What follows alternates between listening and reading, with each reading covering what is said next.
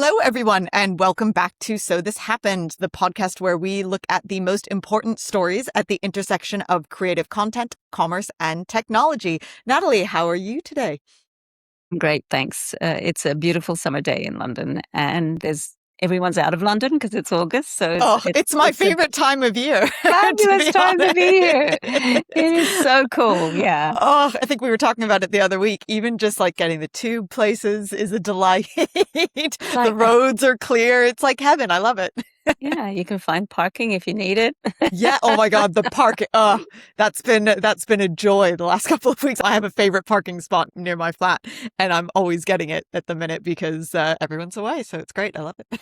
Yeah, the other thing that's great is that you can actually, if you time it right and you go to not the main attractions, you can go and see shows and go to exhibitions without it having that mass crowding on the weekend. Well, but then do you not have the tourists though? Because you just go to the non-touristy ones. Like right. You can predict that there is 4 or 5 that will be absolutely chock-a-block full of tourists, which I've already seen anyway. So it's more about doing the offbeat ones. The sort of I have a friend who's visiting in late October. And she's like my mom's best friend. I've known her since I was 10 years old, and she's just a very, very good family friend. And so she's coming in late October, and she saw my mom over the weekend, and my mom was like, "Oh, I was going through Jackie's itinerary. She's going to need to be there for a month with the amount of stuff that she wants to do."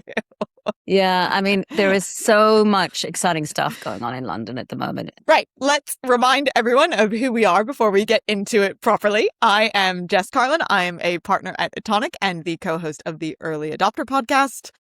And I'm Nathalie Lethbridge. I founded Atonic, and we work at the intersection of creative content, tech innovation, and monetization / value building. Let's get into it for this week. So our first story is that Google Maps has added a new way to order food through its Ask Maps chatbot, but the consumer feature isn't really the interesting part of this story, and that's not really why we wanted to cover it. Google Maps has already been helping people find restaurants and click through to order for years. That's not really the interesting part of this. What is interesting is what is happening underneath the hood, essentially. So this is more of an infrastructure story. So Ask Maps can take a conversational request, a natural language request like, "Find me spicy noodles to pick up on the way home." They can find an open restaurant that fits, locate the relevant dish, and add it to a cart. So Square and Toast are the first partners providing the live menu, location, and ordering systems that make it possible. Uber Eats is going to be coming at some point in the near future. This is Google's Universal Commerce Protocol. They've been working on this for a while. This is what has been powering some of their shopping abilities. And this is, again, just an open agentic commerce protocol. So those pipes that we've talked about in the past that kind of run underneath the internet. But this is specifically for food ordering. So it's plugging straight into platforms like Toast and Square. So the user can then review the cart and they can place the order with the partner. But really, this story is just further evidence of this agentic network that is being built under the existing internet. So right now, this is the US only, but we assume that this is going to be rolling out globally at some point in the near future. So there's a couple of things here. I think timing matters, and we'll talk about that in a minute. But it's very much the continuation of the journey that we started describing about a year ago, which is the ability to create a complete shopping experience at the point of inspiration. So you're not only owning the inquiry and what you do with the inquiry, but then you're moving it to delivering on the inquiry. So in terms of data, it's a full loop attribution, which is incredibly valuable, but also, and very importantly, it is definitely Google saying it's taking on Amazon and it wants to own the commerce space, but it's doing it not from a individual product, but from an experience basis. So what do I feel like? Where do I want to go? And what do I want to do in that space? Contextualize that and then create the transaction. That's an incredibly powerful place to be. And it's not a place that Amazon is yet. So that's a very interesting take. The other thing is the timing of this, which I think is significant, because you'll see from today that we're going to be talking about a bunch of what you call AI infrastructure plays. The timing is not insignificant because we are leading up to the fall, which is the biggest commerce season of the year. So yeah, we're entering Black Friday season Black and Friday the Christmas shopping and the Christmas shopping season. And we know from the data that we saw even last year that Christmas shopping is already changing and transforming with AI. And people are asking AI to recommend and shop on its behalf. So this is the setup, I think, for that stage of play. One thing that I think is really interesting about this story, and this is something that we saw with shopping as well, and I don't think it's as big of a deal for restaurants as it is for retail outlets, but this disintermediation of the website is quite a big deal. Again, not as much of an issue because it's not often that someone goes to a restaurant website directly to order. You're mostly doing it through a discovery platform like an Uber Eats or a DoorDash or Just Eat or whatever version you want to use. But for retail brands, that's obviously a much bigger issue when someone is searching for something in a platform like ChatGPT and it basically skips over someone's website entirely. That's one of the reasons why there's been a big pushback against ChatGPT in particular for the ability to check out directly within the platform.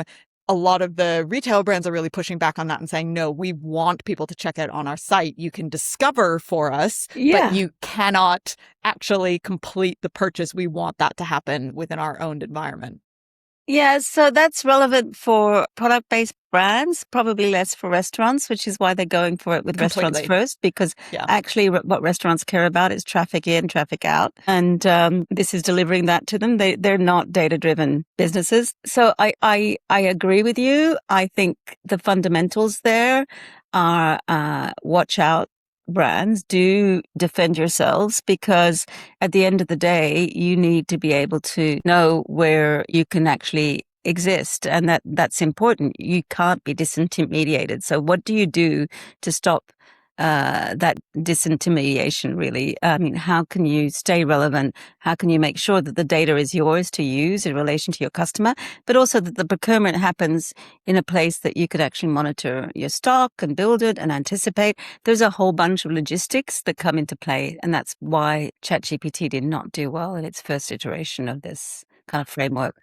As we were just saying, for restaurants, it's less of an issue because I think restaurants are more comfortable with having a third party who's the actual discovery element of it. They've been used to that for years. And really, at the end of the day, all the restaurant cares about is the order, right? They just want someone to be placing the order. So it's, I think, again, less of an issue for them. I think it's just going to kind of become like this is going to be the big sticking point with this AI infrastructure, this agentic plumbing, if you will, is that it's going to cut the brands out. Well, the question is, what is the middle layer that is driving the traffic? It's becoming invisible under these circumstances because it actually is being controlled by the owner of the infrastructure. That's the risk that you have in this space. And also there's an issue of personal intelligence. I'm just going to jump in here and give a little bit of context. So what is happening is you are able to connect your Google Maps to Gmail and it will read the context around a request. So you could ask for dinner near your hotel and it will go into your Gmail. It will find out what hotel you are staying at and it will be able to serve you with an answer. There's going to be calendar as well. So it's the whole Google ecosystem that it's really kind of trying to keep you within so that everything lives within Google.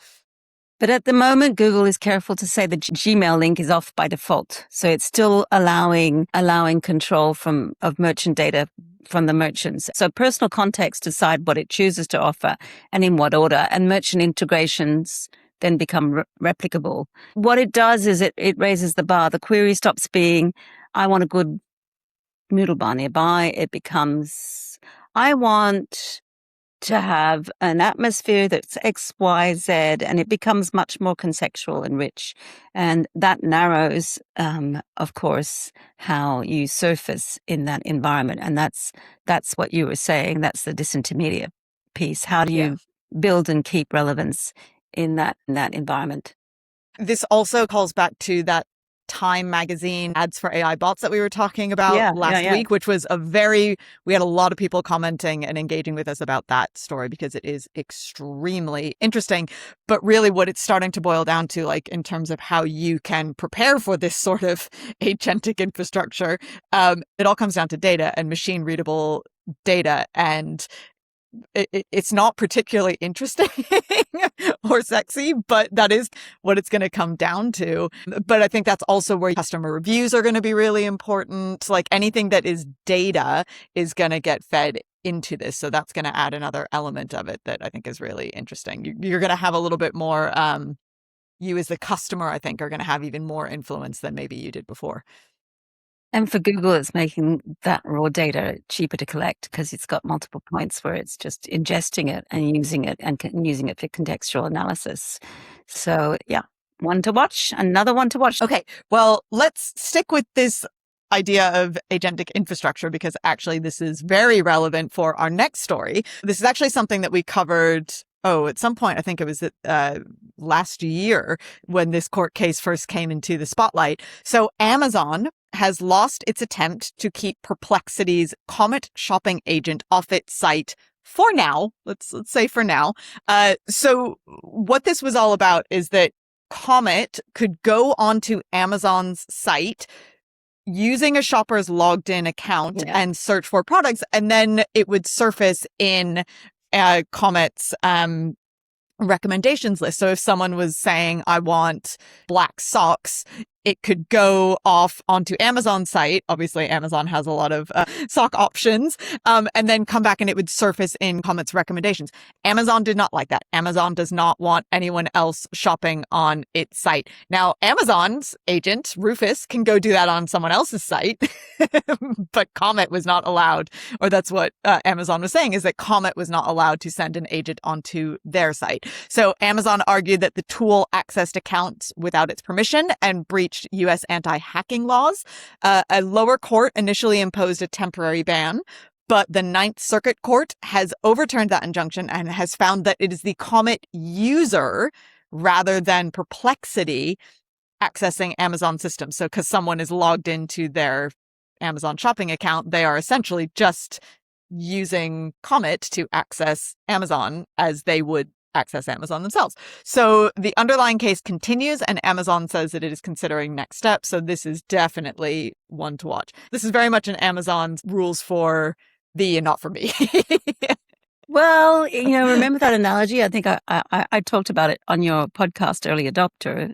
Shameless plug there, but worth listening to for anyone who's not into AI and wants to be into AI. We interviewed you, I think, last December around agentic shopping. And I gave the analogy of Zeus at the top of the mountain. Amazon wants people to come into it. It wants a walled garden. It wants to own the ecosystem, and it is really aggressively pursuing that. That's how it's developed, and that's its key models. This fundamentally threatens that, and this is why it's going after it so hard. This is why the overturning of the legal case is interesting. It's quite a complex case.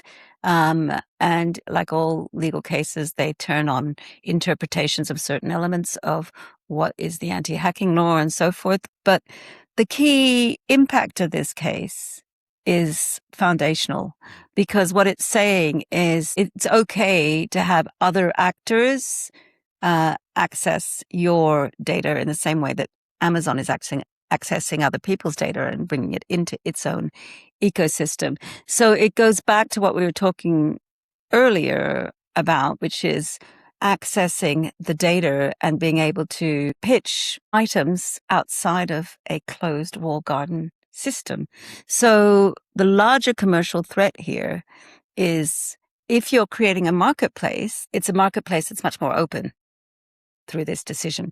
It means that Amazon cannot control how the transaction is delivered and won. And that's quite a place. It creates an extra layer of data and an ability to go outside of that. It's just a much more open system.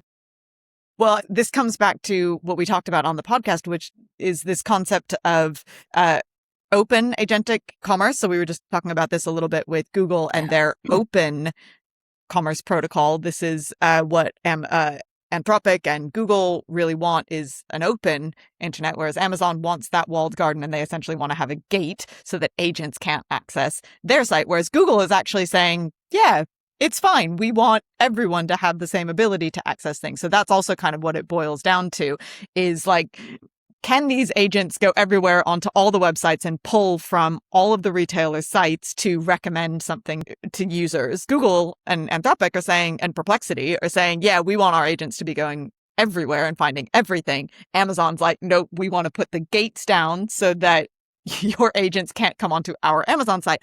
Obviously, Amazon's the biggest retailer on the planet, so they have the most access. So, of course, everyone wants into that Amazon site so that they can recommend products from Amazon. But Amazon want it the opposite way. They just want to be able to send their agents to everyone else's site. Okay, let's just hold that thought for a minute. The product itself and the recommendation of the product, the trustworthiness of that recommendation. If you know that that product is being recommended from one source, how likely are you to be able to trust the list that you've been given as not being biased? You know, this is another element of this. You know, if it's an open list, then you go, okay, it has truly gone out there and searched everything, and this is what it has, subject to someone making their product available in the right places. I'm not being dictated to Amazon. There's none of this stuff that's happened with Google of preferential treatment, and this goes to that. That's quite a fundamental issue in setting up this next generation of transactional capabilities, because that, as you say, that is important to keep that open, because consumer trust is becoming a really important part of that. And trusting the lists that are made to be truly neutral as opposed to biased and curated is something that I think is going to come into play a lot more.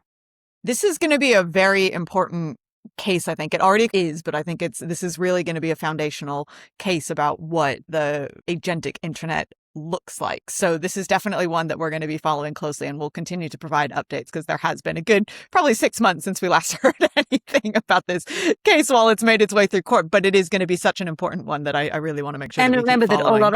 a lot of this is going to become paid if it's not already.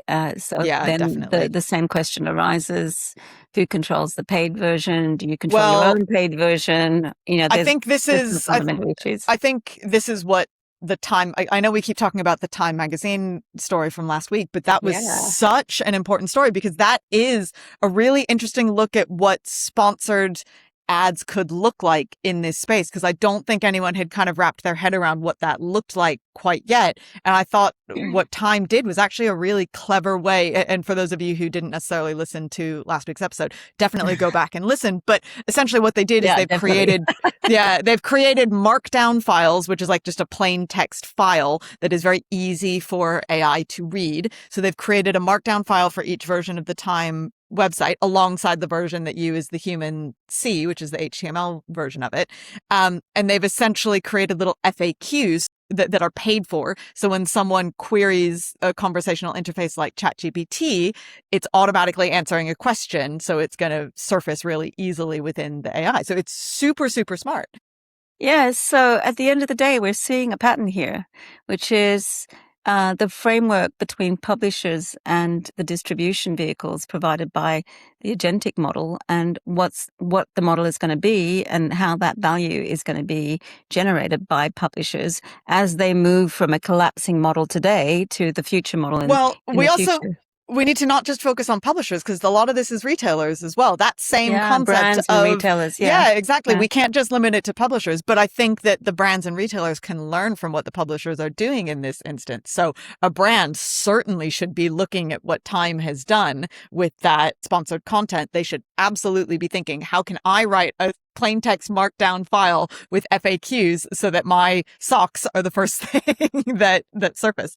And on the monetization pieces, just remember that publishers have seen radical collapsing of their referral traffic. And so they're trying to very quickly substitute it with other revenues. So that's driving them to be much more innovative than they might have been 2 years ago on this.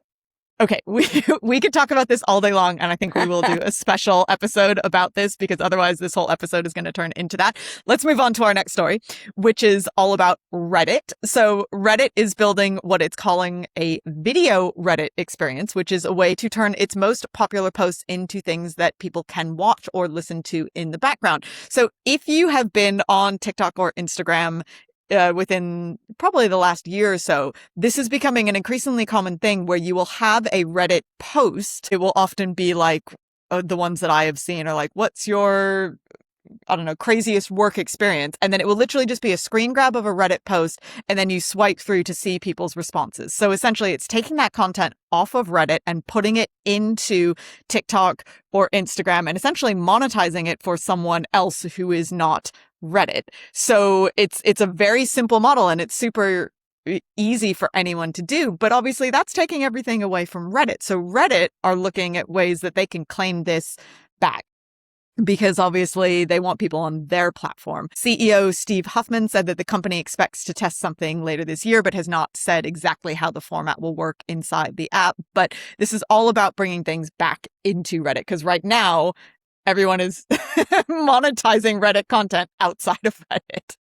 Let's again put this into context. Reddit is probably the biggest social source of content for a lot of the platforms, whether they're social or AI. I mean, really important conversations in Reddit get surfaced when you Very search much so. very, very actively, and it is really considered, and it's become incredibly important in the last 2 years as a source of information for a lot of these LLMs. So just to clarify quickly, Reddit is incredibly important for training data for the LLMs. The LLMs will go onto Reddit and see that people have been answering questions, particularly when it comes to product discovery. Reddit is very important for product discovery. Yes. So it's become a very integral source of training data for the LLMs. It certainly has. And therefore, what they're doing now is saying that's not where we want to be, because that will basically mean that we're providing free value for someone else. We need to bring that value back into our own ecosystem, and we need to also bring the data back and understand what it means in terms of monetizing our content over time. So it's completely the right move. It's going to be interesting to see where it goes. And video, of course, is where a lot of this is also starting to build. So that's also another layer that is going to be interesting to see. So particularly as voice activated tools become more and more prominent. Well, what's really interesting about Reddit is that a lot of people spend a lot of time on Reddit. I think it still has a terrible reputation from back in the day, which it can be rightly earned. But if you have a question about anything, someone on Reddit has already answered that question. It is a great place to learn and to explore. But the problem is that right now it's very interactive, and people don't necessarily have the time to sit there and scroll Reddit endlessly for the answer to their question. So I think a video or an audio element is really interesting for this, because that's a lot less active. It's a little bit more passive. So you can kind of sit back and learn a fact about skincare. Let's use skincare as an example, because actually the skincare Reddits are incredibly informative. So if you have a particular skincare issue or want to know about a Korean beauty brand, which Natalie, I love, Reddit is a great way to do that. And right now I learn a lot about that off of TikTok, because I can listen or I watch a video about a particular skincare. With Reddit, I do occasionally go and search for something specifically, but I don't have the time to sit there scrolling through all the Reddit threads. So it's a really smart move from Reddit, and I'll be very intrigued as to how they handle it from a video audio perspective, because I think it's the right move for them. And you're right. A watchable version of a product question, recommendation, and debate gives it a possible upper funnel format. So it then sits at the transactional moment, the point of inspiration. You're completely engaged, and boom, you do your purchase. So it's an incredible part of that. It also opens up a creator possibility for Reddit, because I don't believe that they have a creator program of any sort. It's hard. Reddit's a very funny one because if you are seen, I mean, you obviously have people who are incredibly involved and will constantly be answering questions, and that's a great way to get discovered through the AIs. But I don't know if they have a monetized creative platform, so it'll be interesting to see if this kind of develops into that. They actually have a video element already. Video comments launched in June, and Reddit says they now account for more than 10% of video posts. So already, I wonder if they're just going to kind of be expanding since that June. So you're talking to June. I don't know if it was this past 2 June. months. I don't know. Okay. Let me look. I can look into the timeline on that. Okay. Yeah, because what it says is that in a visual world, people are used to consuming information, short bites on video. But Reddit It's the reason why everyone's launching these stupid microdramas. Yeah, well, there's another reason too. They're using gamification as it was part of the monetization June 11th. structure.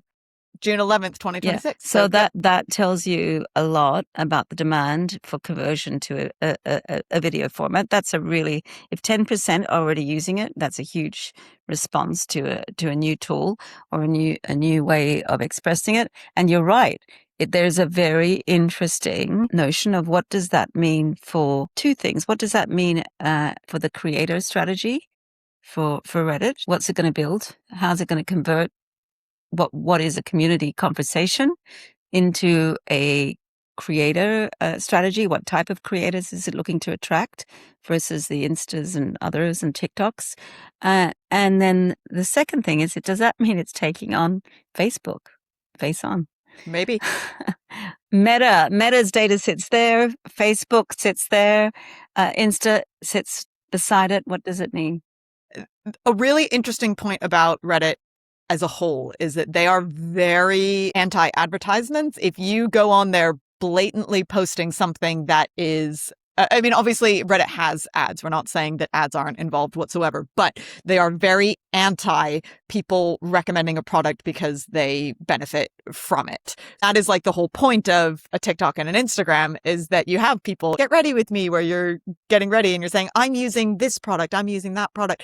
And it's very blatantly a sponsored post. It's going to be interesting to see the backlash on Reddit, because Reddit users are very anti that. Okay, so my last thought on this: what if that is exactly Reddit's intent, that it is the trusted source, it has certain constraints and rules around it, no AI generated creator content, and only personally tested. So it uses its community and the fact that it's a trusted place for hearing people's views to develop another type of creator content economy. And so it bypasses all of the challenges that Meta and That's very good and point. TikTok are having at the moment. Well, it very much answers the whole authenticity question. Correct. Which is and trust is an important part of this whole funnel. And they are in a place where they could build that for themselves.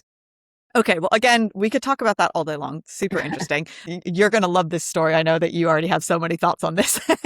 So GEMA, GEMA, which is Germany's music collecting society, has won a significant copyright case against AI music maker Suno just a week after launching PLAI, I don't know if we're spelling it out or if we're saying it, which is a licensed dataset for training music AI. So as a little reminder, a collecting society manages rights for a large number of creators and publishers. So it will license their work, it collect the fees, and then it distributes royalties.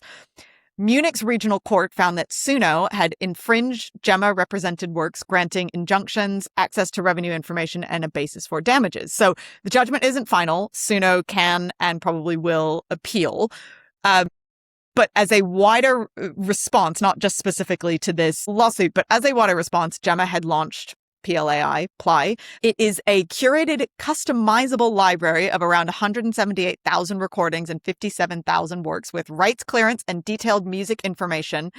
And this is super interesting, such as tempo, key, and instruments. And that is because training a music AI model can involve rights in both the composition and the master recording, which also includes all of that metadata. That we were just talking about with the tempo, key, and instruments. So really interesting. But basically what PLAI does is it bundles those rights, the audio files, and the metadata all in one place rather than requiring an AI company to assemble and clear each element separately. So the bigger point that Gemma is trying to make here is that it's trying to turn licensed music training into a viable commercial product rather than just arguing that the unlicensed training should be stopped. So it's basically giving an alternative rather than just saying, nope, you're not allowed to train on our unlicensed material. And this is a very significant illustration of the sort of thinking that's going on in Europe on copyright, on licensing models and AI. So the very blunt instrument initially was just an opt-out system. You opt out, you don't get paid, you opt in. You opt out of automatic licensing. This is clearly not where this is trying to play. Just remember that the collective licensing structures in place are trying to protect their own turf too and be the place where you can actually build a next generation licensing structure that enables AI generated content to be licensed at scale with smart contracts that automate all of the process. It is a very important transition from the old collecting society, which was very cumbersome, very audit driven, very full of a lot of processes that frankly are not adapted to the speed at which AI is generating this. Remember the conversation we had a couple of weeks ago where 70%, where one music platform said 70% of the music uploaded was actually AI generated and it had to control that. So this is kind of a response to that. It's trying to create a licensable model for an AI structure where people are coming in and using music and creating music. I'm quite excited about it. The good thing is it's creating its own kind of licensed, safe training data for people to get from in order to be able to build legitimate new works through AI generated content or collaborative content. However, the advantage for Gemma is it's using the Suno case to establish the cost of doing this without permission. So saying that there is a consequence if you don't come in to this fray. And it's actually, you can start to see that argument not only with Gemma, but with large scale publishers. This is the argument that's coming through. You're better off paying for the content in legitimate places than facing big fines down the line. This is a ruling about what the AI model retains, not just what they produce. So they were arguing not only that Suno had made songs which sounded a bit too familiar. You can like generating something in the style of a particular artist. Yeah. The court accepted the model had retained protected musical material. So it had memorized where a model reproduces material from its training data rather than merely learning general music patterns. So that actually builds in a copyright element. And you know that I'm quite passionate about, the evolution of copyright law. And it's really an interesting one because it's not fixed at this stage. The debate's no longer only about a user creating an original work that's not original, so it's infringing. It's about what's embedded in the tech before anyone then moves the prompt and moves it forward. So the underlying, the underlying content that is building the new iteration of whatever the creative process is through the prompt in the AI. So one of the things that I think is really interesting about this is that Gemma's obviously existed for years. It's already been acting in the interests of the artists and the industry for a really long time and like has that collective bargaining power that we didn't really see in the publishers until recently. So you have like publisher collectives coming together to fight this AI training, but Gemma already exists. And so they're already kind of like quite well positioned to do it. Does that make sense?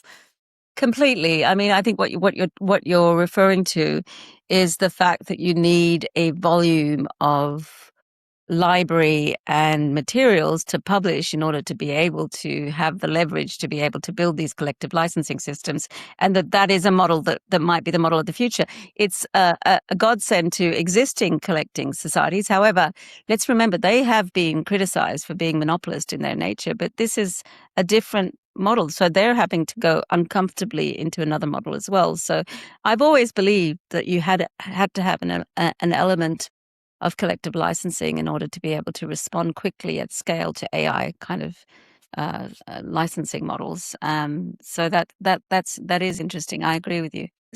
Okay, well, let's move on to our final story, and we'll be we'll be quick about this one, I promise. But this just actually dovetails really nicely with a story that we covered last week about DoorDash. So I kind of wanted to, I saw this company and I just wanted to follow up with it because I think it's a really interesting trend that we're starting to see now. So there is a startup called Modra, Modra, that wants to make local retail work more like Uber Eats. So it's a discovery platform, essentially. So shoppers can browse nearby local stores, use an AI assistant called Savvy for recommendations based on factors such as size, style, and budget, and then have the purchases collected and delivered by independent drivers. So the pitch is essentially to make local stores, malls, and boutiques feel more like a single on-demand marketplace. This obviously has parallels with the DoorDash story that we covered last week, which is all about DoorDash's new Shopify sales channel, which lets eligible US retailers synchronize their product catalog and inventory with DoorDash without a separate integration. But there is an important distinction between the two. DoorDash is more about extending an established delivery marketplace. Modra is more about discovery and recommendation. So it really becomes a place where shoppers decide what to buy and then it's delivered to them. But I just think this is a really interesting trend that we're starting to see in the fact that we've got two stories 2 weeks in a row along the same lines, and actually kind of pulling in what we were talking about with Google Maps earlier. There's a really interesting thing that's happening here. I am super excited about this, as you know, because this is all about local context and relevance. And what is the world going to want more of in this crazy world of AI generated content? Trust, reliability, local context, local reference. And it's actually building funnels and channels for local communities to be able to reinforce their ability to market to each other and sell to each other and transact together. I think it's very interesting, and it's definitely, in my view, a very strong movement that's happening. Well, funnily enough, this startup is based out of Seattle, which is probably one of the reasons why it caught my eye, because obviously I'm from Seattle. And I had just seen something on social media about how Seattle has lost a lot of its shopping. They're really, and actually I can concur with this. Okay, look, Seattle is not a fashion town, right? In Seattle, you are fashionable if your Patagonia fleece is a different color, right? So Seattle is not known for fashion. I know, Nathalie, the look of horror on Nathalie's face. So, but this social media post that I had saw was saying, where do people go for shopping in Seattle? There's not a ton of places to shop in, and there are independent boutiques, but they're scattered all over the place. And like, I don't know a ton of them. So I just thought that this was a really interesting, given that this startup is from Seattle, I just thought it was a very interesting way of addressing exactly the problem that someone had expressed. It's actually more fundamental. There's been a challenge, for instance, in high streets in the UK, in London, you can see the shops shutting down. And this is an opportunity to bring that back into context and build value there. So it's empowering local retailers, and that's really important, and local independent retailers. And that is really important. And that's why I think it has legs, particularly if it's backed by local councils and local governments as a way of building community awareness and relationships with local retail. And it also empowers local retailers to get data and feedback loops about what to stock and what not to stock. So the unit economics becomes much less of a risk for them. And in an ideal world, of course, local councils in the UK would take that into account in understanding how you assess the value of commercial real estate, because that's been part of the issue, is that the expense of commercial real estate versus the actual reality of unit economics and sales in the local retailers. So I'm very excited by this. I don't think it's going away. And I think it is a challenge to Amazon in a good and positive way. It goes back to that whole thing of what provides value, not just monetary value. And what we're seeing is trust is an important part of wanting to transact, but also what provides value is a connection. And that connection is not just a digital connection and convenience, it's also community connection. So I think that is going to be something we're going to see grow, and I'll watch that one with great interest.